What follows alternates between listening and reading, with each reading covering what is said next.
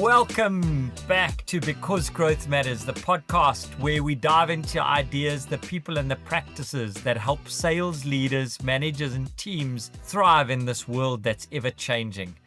Today, I'm so excited. We've got a heavy hitter that embodies the spirit of growth and leadership. Rishan Barat, a general manager in the US mid-market industries at Microsoft. I've probably butchered your title. Rishan, you lead a team of leaders, account execs, support specialists, and commercial executives, all working in one of the most competitive and dynamic environments in the world. But what Rishan stands out for and why he makes an impression on me after all of these years is the way he blends his humanity into his leadership, driving transformation not through fear, but through enablement. Rishan, I know that you're passionate about aligning purpose, impact, and culture. You know, that speaks to the way you comment in social media, that speaks to what people say about you on LinkedIn. It's such a pleasure to have you with us. Good morning. Good morning, my friend. Yeah, listen, thank you so much for that excellent introduction. You make me sound a lot better than I am, by the way. So thank you for that. I love it when humble people like that say that, because we know that you are underplaying it. But over to you, Rishan. Yeah, very nice to talk to you again, my friend. It's been a while since we got together, by the way. So you got to tell me all about Growth Masters International. I want to catch up with you and learn about how you're going. You're doing some great work. I had a chance to check out some of your videos, some of the content you're posting. I love it. Just putting good content out there, helping people become better with some great lessons learned. And just love to learn about your journey as well. So excited for the conversation, my friend. I'm so excited, Rishan. But for people who don't know you, and our relationship has gone back a long, long time. You were based in our lovely country in South Africa, and you made a big trek over the pond. You made a big move over the pond. You've been out of Africa for how long now? 10 years, my friend. Wow. That is a long time. That is a decade. What do you miss most from this continent? My family, my friends, the culture, the people. I miss that so much, Dan. I have two young kids that have obviously grown a lot over the last 10 years, and we were blessed to make a good few trips back home. But, they're growing. And, I think South Africa has a very special culture, one that I've been very privileged to be part of, as you know, and it's just a special environment with lots of diversity and different perspectives and just growth that the country has been on, that the culture has adapted to so successfully. And when you leave, you get to appreciate a lot of that, right? And so I miss that. I miss watching my nieces and nephews grow. My parents are getting old. I miss spending time with them. I definitely miss my friends, my ecosystem. Technology has allowed us to stay in contact, which has been obviously nice for us in our generation. But yeah, I miss hanging out with a lot of my people. I've got a saying that says you can make new friends, but you can't make old friends. And there is something about sitting on the porch with, a cup of coffee and just being quiet with someone that's known you for long enough. And I feel I've known you in this professional journey and just watched you climbing and just getting more and more depth and layers. And it's been a real privilege. But before we dive into that, you've now embraced this new culture and you've really made it your own. What is the coolest tradition or cultural norm you've observed in the US? So when I answer this question, I want to be careful of what I share because I don't want it to sound like it's contrasting what doesn't exist in South Africa, right? But rather pronounced in the US, right? I think there's a strong element of patriotism that is fueled by a lot of energy and positivity within the culture that I am a part of, right? And what I mean by that is you hear this often, the American dream. You hear the saying, the American dream. Sometimes it's a little bit over the top, sometimes it's cheesy, but there's a lot of reality in that. There's a lot of passion in that. There's a lot of truth in that. In a country with there's almost 400 million people, you get to experience, and in the job that I'm in, I get to engage with a lot of different individuals, new individuals on a daily basis. And you get to really witness that. You get to really witness what that means, how that's fueled by passion, by patriotism again, by hard work, by grit, by sacrifices, right? And so I really love that. I really admire that, and I really love the opportunity that brings, with the right levels of certain characteristics that you can adopt towards that theme. It creates opportunity. You define opportunity by your own, whether it's through running a marathon or whether it's through climbing up the corporate ladder or many other things. And I think it's such a cool thing for me just to be a part of. Now, again, I say that not because it's exclusive to the US or in our culture, right? It exists everywhere. It's South Africa too, right? But it's one of the things I really have admired and I've really grown to appreciate. I see it in my kids. And it's a perfect example for me to kind of take stock sometimes, with the education system, with the environments that they're in. It's kind of good for me to just look back, zoom out, and take stock of that and appreciate that. So, yeah, that's one of the things I appreciate and I've enjoyed a lot. I love that. And I listen to Notorious for country music. And country music is all about the Star Spangled Banner, and it's all about the land that they've embraced and they just grow with it. And the traditions of flying flags outside, stirs my heart. I get it. I get it. That's such a nice insight from you. Rishan, before we dive into the world of work, there are lots of people moving across the water. We've got this wonderful world where in technology and in sales, we can work anywhere. If you had one piece of advice for a South African or anyone moving to the US in the formal sector, what would it be? The biggest deception I think we all get told is that things are not that simple. Things are very difficult to do in life, I think personally and professionally. And, I get asked this question a lot, and it's kind of easy for me to say, but also at the same time, there's a lot of juice behind it because of my experience and my journey, right? And I always think that when you get grounded in a framework and in a mindset of things being as simple or things being simple, you'll put yourself in a position to navigate through it and drive through it and make it happen, right? So I think that's the number one thing. I think it's so important to just distance ourselves from the deceptions of things being as difficult as they might seem. Things in life can be done. Things professionally and personally can be achieved if we apply the right levels of work, of mindset, of learning towards it. I think we can get it. So that's what I would say to a lot of individuals that are looking at coming across the ocean. And it's obviously going to be fueled by their personal pursuits of what they want to achieve as well. I think sometimes in life, your personal pursuits really drive why you go and activate something and the sacrifices you make. I'll tell you a little bit of a personal story. When we moved here in 2015, you and I were very close at the time. We were working very closely together. And when I moved over here, I came over alone. And my son was 3 months old and my daughter was 2 years old, right? And so I left them back for a month in South Africa because I came over here to set up and, just get things together before they came over. And my wife flew over with my 3-month-old at the time and the 2-year-old at the time, right? It's one of the hardest things ever that I've had to go through. It's a very difficult thing to do, especially for a newer dad, with young kids. It's a very difficult thing to make those types of sacrifices. But the reason I did it, the reason we collectively did it was because it was fueled by the personal pursuit that we had to why we were coming here. Now, of course, I was very blessed with a good career. I was very blessed with a lot of good people around me that gave me opportunity, that offered me a job, and people that surrounded me with the right advice. You were one of them.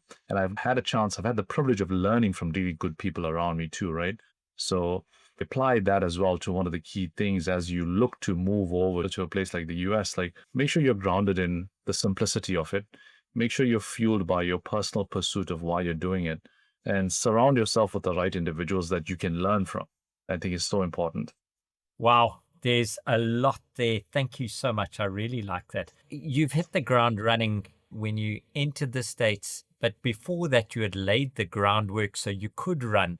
You've worked in business applications, you've set up strategies. Now you're in the mid market in the US. What moments or decisions really influenced you as the leader you are today? I love how you said that, right? Like, kind of hit the ground running and laid the ground before you hit the ground running. For me, I don't typically feel like that, although the career resume might seem very ascending, which it is, and I'll be very honest about that. But I will also be very transparent about the failures that come along with it, Dan. I think as you transition, as you get into one role, and if your pursuit and your mindset is to give it the best and do the best with it, you're going to run into failures.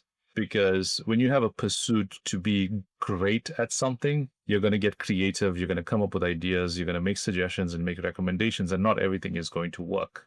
Many of them will, but many of them won't. And you will run into failures. And the good thing about those failures and the good thing about things not working Is you put yourself in a position to learn. And when you learn, you start to adapt. When you adapt, you grow and you build muscle. And I think that's been a really good thing for me. That's really helped me is when I look at my journey across the board, just having that versatility to change across job functions. I think it primarily was fueled by having the right characteristics going in with the right characteristics, introducing creativity, bringing in perspectives from others around me, dropping the ball and failing with those, and then learning and succeeding in order to move forward, right? To answer your question, failure influences a lot of progress, in my opinion. Comfort eliminates progress. And I think that's a key thing for me that's influenced my journey. But you've also left out something that you've managed to keep away, and that's ego. How have you experienced the ego in the corporate side, and how do you manage staying grounded? It's a hard thing, Dan. That's a very hard thing, you know. I actually watched a video the other day, and the video was essentially interviewing a bunch of kids, by the way. They were like maybe 4, 5, 6 year olds, right? And the interviewer was asking these kids, like, if you had one wish, what would you wish for? And there was two different sets of kids. There was kind of this wealthy kid environment, and there was kind of these kids from lower income backgrounds, right? And the kids from the wealthy environments were like, I want a Lamborghini, I want a Ferrari, I want a big house. The ones from the lower income environments were saying, I want to spend more time with my brother. I want us to have running water every day, and I want us to not have our power shut off and our electricity shut off. And so when you look at those two things, you realize in life the things that are important to you that fuel an ego and fuel humility. For me, one of the most important things, it's very hard to do, by the way, is be consistent in my faith personally. Be consistent in how my faith allows me to be grounded in what's important to me. And what that means, Dad, what's important to me is to be healthy, is to be a good father, is to be a good husband, is to be a good son. That for me is more important than anything else. And as long as I am consistent with that every day, with my faith, with my family, with my personal environment, that fuels the success and the way I operate in terms of humility and ego.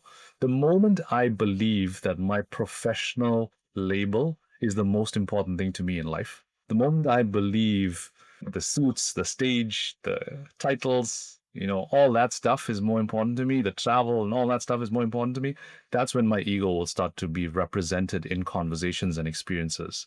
And that's when I will not be achieving that personal pursuit that I talked to you about earlier on. That's when I will not be role modeling the right levels of behaviors that I want to role model for the people I lead and for the kids that I raise. That for me is how I think you have to navigate in life with humility and ego. It's hard though. It's easy to say on a podcast. Very hard. How do you do that in our secular society where faith is almost checked at the door? We're not allowed to talk about it, especially in the US, where we're all very concerned about everybody being accepted and not offended. And how do you manage that? You have faith first and you're a servant leader. How does that go down? It's a hard thing to do, Dan. One of the things I've always appreciated about the privilege that I've had growing up was be grounded in my values, but also be grounded in the fact that values around you will be different. Values around you will be diverse, right? And so the number one thing is how can you operate authentically to self-serve and serve those around you with your faith, not imposing or over-imposing? And also, how do you accept those around you as well that have different sets of points of view, different faiths? I think that's kind of the art and the science a little bit, right? I think the art is being able to adapt, be able to accept, be able to be strong and authentic in who you are. The science is learn, be curious, understand, go on a journey to really unpack things around you that you might disagree with. And I think that's a key thing. Again, I go back to the privileged life that I have. I grew up in an environment with multiple different faiths and religions. And then this goes back to South Africa. We have such a diverse set of experiences and backgrounds, right? And when you're growing up, all those different points of views is normal. It's a very normal thing. It's a very standard kind of thing, right? It's like, hey, Dan, tell me a little bit about that. Hey, Rishan, tell me a little bit about that. And then we all get to learn who each other are without judgment, but with acceptance. And I think that's so important as well, to be grounded in who you are. Now, you've spoken about that humble leadership and we serving the people and we accepting and where we're going, but you've got hard things to do. How do you then have the difficult conversations? And talk to me about your coaching versus your management kind of approach that you take with performers and non-performers? Good question, by the way. This is one of the most important things for a leader. Leaders can always come on a podcast to talk about great things and how we create the hoorah and the great stuff. And when it comes to managing performance, it's again another piece that's an art and a science. Here's the one thing I say, Dan. If we're walking into a difficult conversation and it's a surprise to you or to me, then we haven't really led with the right levels of empathy, authenticity, and transparency from the beginning. I think when you and I start our journey together, if you and I were having a professional experience together, or even a personal experience, and we were maybe on the same sports team and I was your coach or you were my coach, right? I think when you and I are curious about each other from day one to learn about where each other are at, where we are at with the experiences that we're bringing to the collaboration that we're about to start on, and then also meeting each other where we're at, and then understanding each other's why on where we're at, where we want to be, and how we're going to get there. And then the third thing is understanding how we're going to help each other get there. That comes with a extreme level of clarity. That comes with a extreme level of authenticity and vulnerability. And then putting ourselves in a position of trust. Because when we trust each other, Dan, that's when we can have coaching conversations about, hey, Rishan, I hand around you here. I need you to get better at this. Or we need to rethink this, and this is why, because, when we were together on this journey, you've represented a specific passion. Now I'm using this moment to determine, are you okay?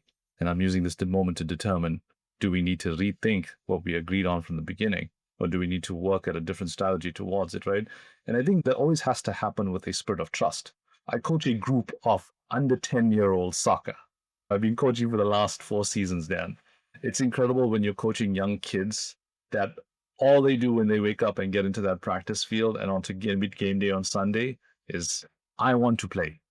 I want to play because I've got a great pass, I've got a great defense, I've got a great save, and I got an excellent shot, and I want to play. And when you're playing 7-a-side and you have 11 players, you got to tell 4 players why they're not going to be playing on game day. And the moment you realize that these players, these kids, these under 10-year-olds, will only agree and align and believe in you when they trust you. When they know that you're telling them to not play on Sunday because it's for the better of the team and for the better of the result, and more importantly, it's for the better of them, they believe you. They're only going to believe you, though, when you build that trust, when you get to know them and they get to know you, right?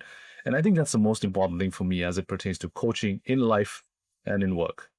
But now when you get to a 40-year-old who has got these big blind spots there, how are you approaching that? Because a 10-year-old, it seems a little bit easier. They're more resilient and responsive. How do you cater for the guy mid-career, big blind spot? How do you coach that? This is also, again, a very, very important one as it pertains to leadership adaptability, right? Because in your career as a leader in the professional world, you're going to navigate through managing and leading folks that are more experienced and some that might not be as experienced, right? And so sometimes, more often than not, the ones that are more experienced have a lot of wealth of knowledge that they bring from their experiences, but the ones that are earlier in their career, you have to coach and guide them. Now, the ones that are more experienced, to answer your question, with that example that you provided, it's super important, number one, as a leader, again, to provide the levels of space for an experienced individual or leader to perform at their best, but then also identify that collectively we have an area of opportunity to grow because of the evolution, the modernization, and the trends of where we are as an organization, where we are as an industry, or where we are as a business, right? Nothing stays the same forever. That saying, you can't teach an old dog new tricks. Well, you can always teach an old dog new tricks because the environment around the old dog is always changing. Unless the old dog is in the same environment for the next 10 years, then you can't teach new tricks. But as long as the environment is always changing, we all have areas and moments to learn, right? But I think it all starts again back to trust. If I'm sitting down with you and you and I are having a conversation about the future, we have to be grounded in the fact that, hey, we're both up to a journey that we can't see around the corner in some places on. Because if we could see around the corner, Dan, we'd play the lotto and we'd be millionaires, right? But we can't see around the corner every time. We can predict a lot, which our experiences fuel. We can plan a lot because our experiences fuel that. But what we can't predict is the impact in the economy, the global pandemics, things that we can't change, things that we can't control. And that's a moment for us to really realize that collectively we all have the opportunity to grow and get better. And I think that's where blind spots activation comes from. Context is king, always.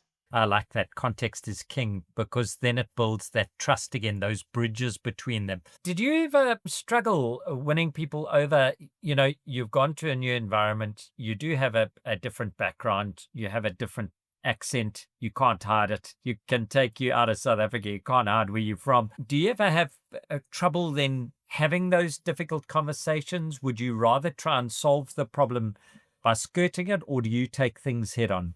What's working for you as a leader? So two parts to the question. The first part is around winning people over. I think, Dan, like I've had many challenges with that. I think, you build cultural adaptability muscle when you go through that. And I think that's a key thing. Again, coming from South Africa, you're really in a good position because South Africa has such diverse perspectives that you're allowed to really diverse and win people over of diverse backgrounds, of diverse thinking, right?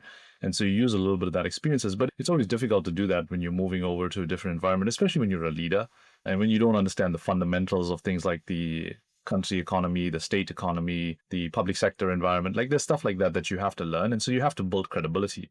So I think to win people over in that regard, what I've learned is that no matter how much experience you have, you always have to be grounded in the fact that you got to learn. And you got to learn and you got to be curious and you got to be humble enough to acknowledge that there's things that you don't know that others will help you with, right? And that was one of the big learnings for me, I think. And that's where the ego thing comes from, right? Then coming into the US, there were definitely moments that I would come in and like, I know how to run a sales cycle, a multi-transformational sales cycle. Yeah, great. But I don't know the way companies operate in a specific environment, right? And so there were moments like that, you lose people versus win people. And I've lost people, Dan. I've lost people because of moments like that. I've had to regroup and come back and be honest with myself and be like, hey, man, some stuff. There's a lot you don't know. And the only way you're going to win folks over is when you learn and when you be curious and you be humble enough to admit that you don't know. And that was my biggest learning on winning people over. Well, actually, it leads into the next question, which is when we've had these hard conversations to have, are you a straight up, you're not afraid of that conflict? And what advice would you have for managers that are moving up about hard conversations? One of the first things I do, by the way, and if any of my leaders are watching this, they'll have a little bit of a chuckle. One of the first things I do when I start to lead a new team, and I've done this now for the last 4 or 5 teams that I've been leading, I have a chart, which is a 8-section chart that I give to everybody literally the first week we're together. And the second question on that chart is, how would you like to receive feedback? And you get the individual's perspective on how they would like to receive feedback. For me, there's a specific way I like to receive feedback. I'm okay with a specific individual that I trust looking at me in the operating room and telling me, hey, you can't do the surgical incision that way. Stop it right now and put it back. That's a very, very, very critical task that someone has to be very direct with me on to stop because of the repercussion that would create if I do it wrong. That's me. If something is very severe and something is very critical, I need you to stop me in my tracks and tell me right there so I can regroup on it because there's a repercussion. It's not personal. Your feedback is not personal to me. Your feedback to me is do it the right way so we can get the right outcome. It's not you attacking my personality, right? And I think that's so important as it pertains to feedback. If there's a moment of coaching, you're listening to me on this podcast now, and afterwards you call me and you're like, hey man, that podcast was great, but you probably need to pause a little bit more when you're speaking, or you probably need to elaborate more. You probably need to simplify your answers more, right? So that's more of not a direct way of giving feedback, but that's more of like, hey, creative way of giving feedback. I've observed you and I got some thoughts for you, right? So those are kind of the different ways of feedback. Now, again, to answer your question, I always think it's at the individual level. And I think you need to ask the individual, how would you like me to give you feedback? I love the fact you ask people right up front. That's so nice. I think it's so important. I think it's super important. I can't take all the credit for it, Dan. I learned it from a course called SCUF by a neuroscientist named David Rock out of Harvard that created this diversity and inclusion program called SCUF. And this is one of the fundamental profiles and sets of activities to do as a leader when you're understanding diversity around you. Because the moment you take that paintbrush and you paint everybody with the same brush, the same way, you have not activated diversity, and that eliminates you from being inclusive of the diversity around you. Wow, I love that. Remember when I interview David Rock, you better listen to the episode. I'm going to get him. That's going to be brilliant. I come across a lot of sales leaders that don't understand the difference between being a sales leader and being a super salesperson. You come from a background of excellence in sales. How do you balance that now by being a sales leader? How do you create space for your team to be successful? Very hard thing to do, Dan. At least it was for me. Because, this goes back to what I was saying earlier on with the winning people over. When you have a set of experiences where you've been successful, by the way, right? Where you've really transformed organizations and you've achieved the right outcomes. You and I have had some really cool stories like that, right? You really fuel the way you operate because of your experiences. In a negotiation, if a customer is not taking your call in 3 days as you're at the finish line, it's a negotiation tactic. So you know that automatically, right? And if a seller comes to you and says to you, this customer's not taking my call, if it's a procurement lead, you know for sure that that's kind of a negotiation tactic for you to probably get a better price. The seller sometimes will follow up. I need to hear back from you. I need to hear back from you, right? And you'd be like, yeah, well, that's kind of traditional because it's happened in many deals, right? It's kind of procurement way of negotiating, right? And it's very difficult sometimes, to your point, to proactively say to a seller, hey, this is what's really happening in the sales cycle, versus saying to the seller, hey, what do you think is happening in the sales cycle? And why do you think it's happening in the sales cycle? So there's two different sets of ways. One way allows you to be that super rep and tell versus ask and activate. The other way allows you to have the seller understand the outcome of a chief procurement officer is measured by the amount of money they save. The tactic that they use is to not answer your calls, as one example, by the way. If procurement officers are listening to this, forgive me. But the tactic is don't answer your call in the last 3 days of when you're trying to close the deal at the end of the quarter, at the end of the year, because you're probably going to give us a better price, right? So I think it's the leadership tone in terms of how you come in as a super rep and how you coach a rep to become a super rep. And that's the difference. And that's what I really try to do, Dan. I think is you got to ask more questions. You got to ask people to think of why it's happening versus tell everybody this is why it's happening and this is what you got to go do. Thinking is not cheating, yet it's a muscle we don't exercise enough with our sellers. You were asking about what Growth Matters does. Part of the SMDP, the Sales Management Development Program, is don't steal the learning from the seller. Be the GPS, be the guide, not the driver. Asking those questions is so, so important. I'm so glad you got into that, because that's how we activate others, like you said, in a high achieving environment. We don't want to be the one that's directing them, do we? We want them to hit their success so we can multiply our impact. So you've got highly successful people. They're all hitting the straps. How do you balance individual star flyers with a team excellence? Very, very important one, this one. One of the questions I always ask a lot is how do you play the team sport versus the individual sport? As I was mentioning to you earlier on, for me, my personal scorecard is being a good husband, being a good father, being a good son, being a good sibling, being a good community member. Dan, that's my individual sport. That's my individual growth. When I'm not thriving there, I'm not thriving anywhere. The way I play the individual sport is there. I can show up at my best in the team when I'm playing as an individual well there. I am not a good team player if I'm not playing well there. And so for me, that's so important. The individual sport is in here with my personal promises to the people around me that I have to be good with and be better at every day, right? And grow at every day. And it also is my own nutrition, my own health, my own exercise, right? So a lot of that fuels how I play the individual sport. In the team sport, goes back to what I was saying. When I'm good internally, personally, I'm good with those around me and I'm good with activating those around me. How? Going back to what I was saying earlier on, one of the very important questions I ask my team, and I ask everybody this in my entire org currently as well. I ask them, do you love to win or do you hate to lose? It's really cool to see the overwhelming amount of experiences and answers you get to the question, right? This is a very popular question in recruitment. When you get a call from a recruitment individual that's trying to screen you, they'll typically ask you, do you love to win or do you hate to lose? The primary intention of this, and I love that recruitment actually activates this, the primary intention of that question is to understand your creative side in terms of how you activate energy and ideas around creating things to win but then how you also are conservative and you protect yourself by asking the right questions where you hate to lose, right? And it's kind of those two different spectrums where ultimately you want to find yourself in the middle of it. Now, how you play the team sport, to your question, is really understanding individuals in that spectrum, really trying to understand the creativity you have around you that you can activate, you can embrace, and you can promote, but then also understand the conservativeness that you have in terms of protectiveness and guardedness that you have to learn from and also leverage to the importance of how you protect your team and how you protect your business.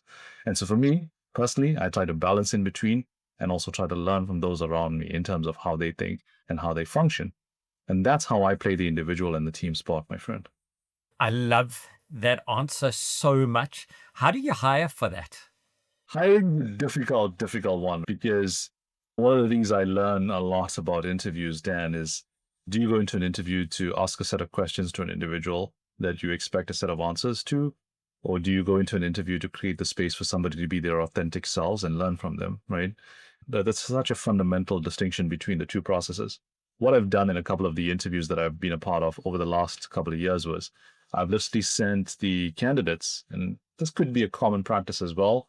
To me, it wasn't. So I started it, and I literally sent the candidates a list of themes and questions that I think would make sense for us to talk about based on the pursuit of the opportunity. But more importantly, I think we need to activate some space to learn about who we each other are, both of us, right? Because I think when you're recruiting, what you really want to identify, the resumes will always speak for itself. The profile and the experiences will always speak for itself. I go back to what I said earlier on. Collectively, we are not equipped to see around the corner. We might have an idea, but we are not equipped to see what the future holds. And so in an interview, in a hiring process, it's so important for us to be grounded on who each other are, who we are as individuals. What do we bring? What do we bring to the table? Now, it's hard as an interviewer to get a candidate to be as vulnerable as authentic in an interview. So the muscle really comes in from a leader. And this is where leadership is, Dan. This is what leadership is about, is when I'm talking to you, am I creating the space for you to be as comfortable and vulnerable where you can so much so tell me, hey, Rishan, I want this job. This is why I can do this job, but also this is why I cannot do this job. That as a leader allows me to know why I should hire you and also where I can help you. And the third is how you're going to contribute to this team of excellence. Exactly. Wow, there's a lot there, Rishan. Do you get it right more than you get it wrong? I think you always get it wrong. I think you get it right a lot, but you always get it wrong. What do you do when you get it wrong? You learn from it. You learn from it and you grow from it, right? You're not going away with that. What do you do when you get it wrong? How do you deal with it? When you hire an individual that after you make a decision and you realize that it might not have been the best fit, as a leader, you have a responsibility and accountability to invest in the individual because you made the investment in the individual. If you're seeing things in a different lens individually, it's important for you to be grounded by the right decision you have to make for the individual around the investment you've applied by bringing them on board, coaching them the right way and activating them. But if you don't see a path for that individual in the current function, are you guiding the individual to a different function that might be better suited? First off, understanding the different function and then guiding to the different function, right? And Dan, last but not least, sometimes, separation is better in the situation. Separation is better for the individual personally. You and I have both been through journeys where, after we've separated, we celebrated because of what was on the horizon. And so sometimes it's situational in that regard, but that's how I handle this in a situation like that. I think as a leader, you always have to cut yourself some slack that you should do your best in hiring the right individual, but cut yourself some slack that knowing that you're not always going to hit 10 out of 10 or 8 out of 10. You're going to hit the 3 out of 10 when you're hiring. Sure. That's very insightful. You talk a lot about these things because I think you have a firm foundation that doesn't get rocked by little things. And these little things are short-term things, but you are in a sales environment. You are in a quarterly driven organization. Do you prefer a salesperson who is a bit of a sandbagger and shoots the lights out, or the brilliant forecaster who occasionally misses the mark? Which is your preferred person? Well, you need both, Dan. I do think you need both. I do think that when you look at, like if you and I were running a company today and we had a company that, let's call it a private company, and you and I need to post revenue growth for our owners over the next few quarters, you and I are put into a position where we have to have predictability and linearity in growth. So you get predictability because of the accurate forecaster. You get growth and spike because of the sandbaggers, right? And so sometimes you got to have a little bit of a blend of the both in terms of how you navigate through predictability, through linearity, and through growth. You need to have that foundation. Now, if you and I, again, are in a incubation project and we're in a startup company in Silicon Valley and we have this great shiny object, then we need great forecasters. We absolutely need great forecasters, because if we don't sell in one quarter, the incubation project is most likely at massive risk. If we're in a big company and we got a little bit of a predictability and foundation, then we have flexibility to manage both, right? And I think it's up to judgment at that point in terms of how you manage your book of business based on where you're at.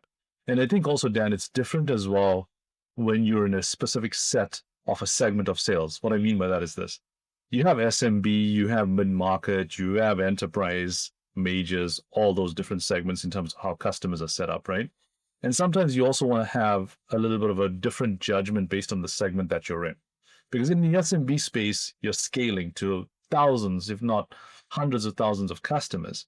In the mid-market space, you could be having a designated set of customers that you're only selling to. And same with the enterprise space, where you're having a very small set of customers. And so you have to have different sales approaches in terms of how you sandbag and be ultra conservative, and how you accurately forecast based on the segment that you're in, because each segment will have its different level of coverage. In SMB space, if I got 10 leads, I can qualify 2, I got another 8 that can cover me if those 2 drop.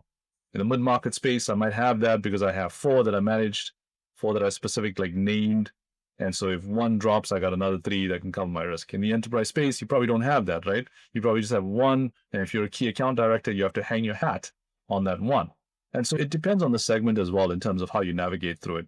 Hopefully that answers your question. We were talking with Mike Weinberg on the show, and he was talking about coaching people up to their potential or out to their path of success, and being able to identify that, if we don't have hunters who are creating value, maybe they need to be somewhere else, or maybe they're actually farmers or zookeepers. They're not in the right space.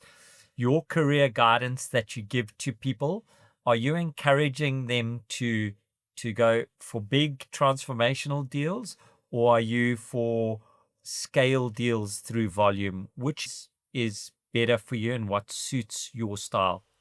It's a matter of both, right? Because the big transformational deals sometimes, not all the time, but sometimes is made up of different components of the smaller scale deals, right?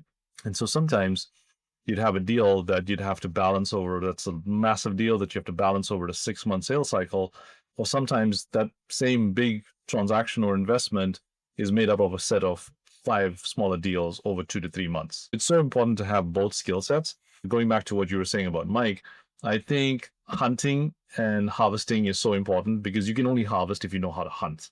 You can only harvest if you know how hunting actually works. Or else then you're just harvesting and you're not sure what you're harvesting. And I think that's so important around realizing how a door opens, and then how that door transforms into other parts of the house or other rooms of the house, into a larger transformation of the house, right? And I think that's where the key is in terms of the hunting and the selling adaptability and flexibility, to be honest. Amazing. We're coming to some tough questions now, Rishan, because you've been with us now, you're settled, you're comfortable. I'm going to ask you, what are the 3 technology tools you rely on every day that make you more successful? I rely on Microsoft Copilot a lot lately.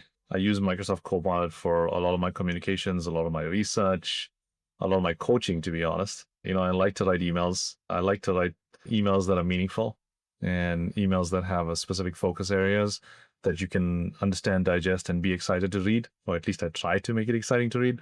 And so Copilot is an agentic experience for me that I absolutely love using on the daily basis. I've actually had my kids use it as well, which has been super cool to see how they're using it as well for school. The other technology tools, Dan, are pretty much the national tools that we are grounded on every day, right? And I'm assuming you're not asking about those ones. You're asking about above and beyond that. No, that's perfect. I loved your answer on AI, because it is transformational. Anything else? Any super cool tool we wouldn't have heard about? I'm going to go into a little bit of the Microsoft pitch with this one, Dan, because I'm obviously using a lot of our Microsoft products and our Microsoft tools, right? Like, so we have an amazing portfolio with Microsoft Fabric. And when you're in a role like mine, just in terms of the functionality of having visualizations and data that you can play around with and you can understand in a very simple way, I use that a lot. I use that a lot. I find myself getting grounded and lost in data and just learning. And it's a really cool thing to see because you just get to interpret things in a lot of different ways that accelerate your ability to make better decisions, be more conclusive in where you need to be, explore more where you need to explore, and just help with the functionality of your job, right? So I think it plays a key role in how I function because it allows me to learn. Amazing. For a leader that wants to emulate kind of where you've gone, what is a daily, weekly, or monthly corporate habit that you would say needs to be in your arsenal, needs to be in your repertoire? I'm going to be a master of the obvious with this one, Dan, right? Like, you got to work hard. You got to work hard. You got to have the work ethic. You got to be humble and you got to be curious. I think it's so important. Doing hard things needs to be normality. Again, it's very easy for me to say it, Dan. Like, really, it is very easy for me to say it, right? But I think it's super important to do it and it's super hard to do it as well. And I think taking on challenges, I think, is a key thing. I think looking at things that are outside your comfort zone, going back to what I said, looking at things that are outside your comfort zone, putting yourself in a position to learn them, do them, and fail from them is kind of the art. Is when you learn something, you go and do it and you exercise it and then you fail or you win, but you learn and you grow and you build new muscle. I think that's kind of the key. That's been the key for me, Dan. Amazing. I love that. Thank you. That's so insightful. If you had to suggest where we can continue our learning, recommend 2 books or 2 podcasts or 2 of both. I don't mind which. I'll recommend one book on my podcast. Atomic Habits, Dan, is a life-changing book. If that's a popular one that you know already, then I'll maybe shift away from that one. The Psychology of Money is another good one, if you haven't heard that one. It's a really good book because it talks about the art and the different perspectives around how do you manage finances, not just individually, but across the board, and it gives you perspectives of different individuals' experiences. What I love about it is it gives you diverse patterns of groups of people from different environments that either have access or don't have access to money and how they navigate through that in life and the skills that builds and the skills that translates into for its own positives and its own growth areas on both sides, right? So a great book. Podcast, I'm a sucker for Tom Beleo's Impact Theory podcast. I think it's the absolute winner in my opinion. It has helped me tremendously in my journey. Tom, if you don't know him, he started the company Quest back in the day when there was the whole burst of energy bars and protein bars. Sold the company for $1 million and had a chance to interview the likes of Gary Vaynerchuk, Simon Sinek, David Goggins, John Maxwell. Like really, really, really great sessions. But what he's done more than I think a lot of the hosts that I've seen was he reads the book right before the podcast. So if there's a book of its 250 pages, Tom is reading it right before the podcast, getting onto the podcast and unpacking it. So it really creates a lot of space for not just great messages in a podcast, but great depth in a podcast, right? So yeah, those are my 2 recommendations, Dan. Those are top draw. Rishan, if someone wants to connect with you, what's the best way and who are kind of the best people that if they want to be mentored by you or they want a customer from you, who's your ideal? What do you look for? Contact me on LinkedIn. It's a little hard to respond to all the messages that I get on a daily basis, as you can imagine, right? I always try my best to make sure I get back to everybody as much as I can, depending on the relevance of the reach out. On the second part, I think for me, I love the folks that I get to mentor only because, Dan, I learn so much from them too. The characteristics that they display is that humility, that curiosity, and the questions. Sometimes, Dan, I'll get into a conversation where I'm mentoring somebody and they'll ask me a question. I'll be like, I need to ask that question to somebody else that's mentoring me, right? Because you just said something there that I need to learn from and I haven't done, right? And so I love individuals that are super curious, that are super grounded, but also have an element of risk and go and get it. Because if there's a mentee that's looking for all the answers, I don't think that they're looking for a mentor. I think they might be looking for a different profile. But if somebody's really looking for a mentor, they have that energy, that grit, that creativity, and that willingness, that characteristics. It really creates the space for a very, very productive mentorship relationship. And so those are some of the things that I look for when I engage on a one-on-one mentorship journey. Amazing. Thank you, Rishan. Those are good answers. I enjoyed that. Now, my closing question for you, Rishan. What is the 1% that sets sales leaders apart from general managers? And how do we, as the leaders in the sales environment, do it better or more successfully in your mind? It's going to be a lot of what you and I talked about. I think the 1% difference is the things that we talked about around curiosity, creating space, taking a bet on people, guiding, coaching, bringing diverse and inclusive perspectives across things like feedback, adaptability, etc. Those are the things that differentiates the 1%. But here's the most important thing with all that. It's the consistency. Can't be one and done. The 1% is in the top echelon, Dan. I've talked to a good few who I think are in that category. And when I talk to them, one of the most common things that they always tell me is do all these great things because you'll get these great things in a podcast and in a book. And you'll get it from people around you for sure, especially now with content being so available. The most important thing is do it every day, do it every month, do it every quarter, and do it every year, because that's what separates greatness.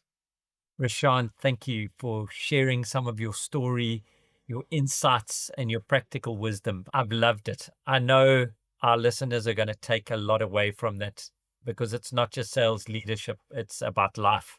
And I guess that's why I like hosting this podcast is I get to meet people like you. So from us at Growth Matters, we want to thank you.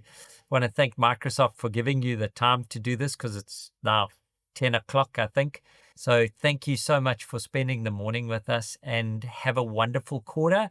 And to our listeners, before Rishan signs off, may you have a wonderful quarter and close more deals. Lead better and lead with authenticity. Over to you, Rishan. Thank you very much, my friend. I sincerely feel privileged and honored to be part of this conversation with you. You know, I learned so much from you over the years. And when I talk to you as well, I love the great work that you're doing.